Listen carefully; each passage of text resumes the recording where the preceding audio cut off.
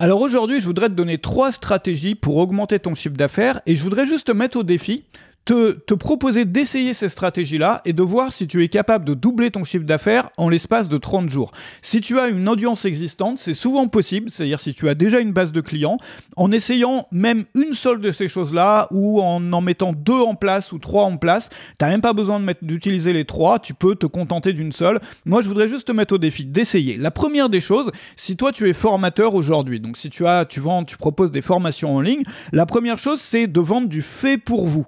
Du fait pour vous, c'est quoi? C'est que tu vas faire le travail à leur place au lieu de leur apprendre comment le faire. Typiquement, dans une formation, comme son nom l'indique, on apprend des choses. C'est-à-dire qu'on va apprendre comment faire ceci ou cela.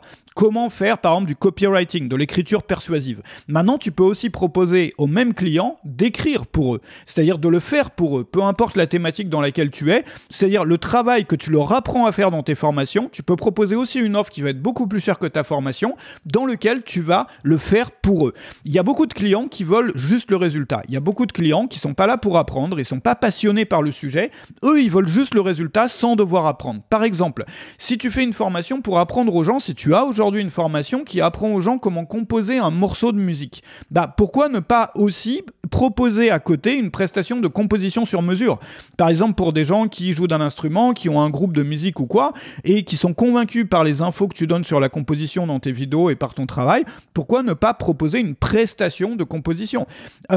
Si par exemple, c'est l'exemple que je te donnais tout à l'heure, tu apprends aux personnes à écrire des textes qui vendent ou des mailings qui vendent, pourquoi ne pas proposer aussi à côté une prestation qui va être du coup beaucoup plus chère, dans laquelle tu vas avoir un service de rédaction clé en main, c'est-à-dire tu vas fournir des emails, même quotidiens, clé en main, au lieu d'apprendre aux personnes comment les écrire. Donc la première chose, c'est de vendre du fait pour vous, de faire les choses pour eux, en plus de leur apprendre, c'est-à-dire de laisser le choix, soit je veux apprendre, soit je veux que tu le fasses pour moi. La deuxième chose que tu peux tester, c'est de créer un outil en ligne.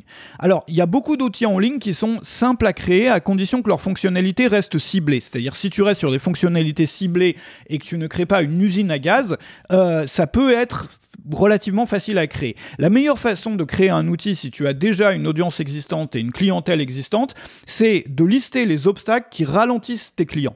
C'est-à-dire, tes clients, ils veulent avoir un résultat X ou Y, c'est le plus gros résultat qu'ils veulent avoir, tu vas faire une liste de tout ce qui les ralentit, de tout ce qui les freine, de tous les obstacles qu'ils rencontrent, et tu vas te demander, dans l'idéal, quel outil pourrait les libérer de ces obstacles-là. Quel outil pourrait vraiment leur simplifier la tâche. Et les outils en ligne, comme tu le sais, c'est souvent vendu sous la forme d'un abonnement mensuel, et les abonnements mensuels, ça te permet aussi de stabiliser ton activité en lui apportant un revenu régulier et prévisible. C'est quelque chose que tu peux ajouter, c'est-à-dire qu'il peut lisser tes revenus, parce que si tu fais à côté des lancements, des promos, ça monte, ça descend, ça monte, ça descend. Le fait d'ajouter un abonnement, par exemple, sur un outil en ligne, ça te permet de lisser un peu tout ça, et donc de savoir à peu près, enfin pas exactement, mais déjà d'avoir plus de visibilité sur combien tu vas gagner le mois d'après, le trimestre d'après, l'année d'après, etc. Ensuite, la troisième chose que tu peux faire, c'est de lancer un événement annuel. Alors, un événement annuel, il ne s'agit pas forcément d'une conférence ou de quelque chose de gros, d'énorme, qui est compliqué en termes de logistique, mais ça peut être un simple week-end dans un lieu où tout le monde dort sur place. Un week-end en immersion, tu loues par exemple, un gîte rural ou autre chose, tout le monde dort sur place, à la campagne ou ailleurs, ça peut être en ville aussi, ou bien tu fais une journée de formation et d'échange dans la capitale par exemple, ou bien, ça peut être encore autre chose, passer une journée avec toi dans ton métier pour voir comment tu travailles, comment tu pratiques, etc. Et il y a des mécanismes intéressants. Alors si tu veux créer un événement annuel, ce qui est super intéressant avec les événements annuels, c'est qu'il y a des mécanismes intéressants qui te permettent de faire des ventes avec ton événement annuel tout au long de l'année, avec les pré-ventes en fait, et avec des augmentations de prix successives, avec des paliers d'urgence successifs, etc. Et tu peux commencer même cette semaine, c'est-à-dire sans avoir la salle, sans savoir même exactement ce que tu vas faire, à faire des ventes. Et j'ai créé une leçon, sans savoir exactement ce que tu vas faire, sans avoir le lieu, j'ai créé une leçon là-dessus. Une leçon vidéo pour les membres de Web Marketing Junkie. Tu sais que je publie tous les jours, une nouvelle leçon vidéo sur tableau blanc virtuel pour mes membres. Il y a des stratégies sur un peu tous les sujets, la création de produits, en fait, les meilleures des stratégies que moi j'ai découvertes et inventées au fil de mes 18 années d'expérience sur le web.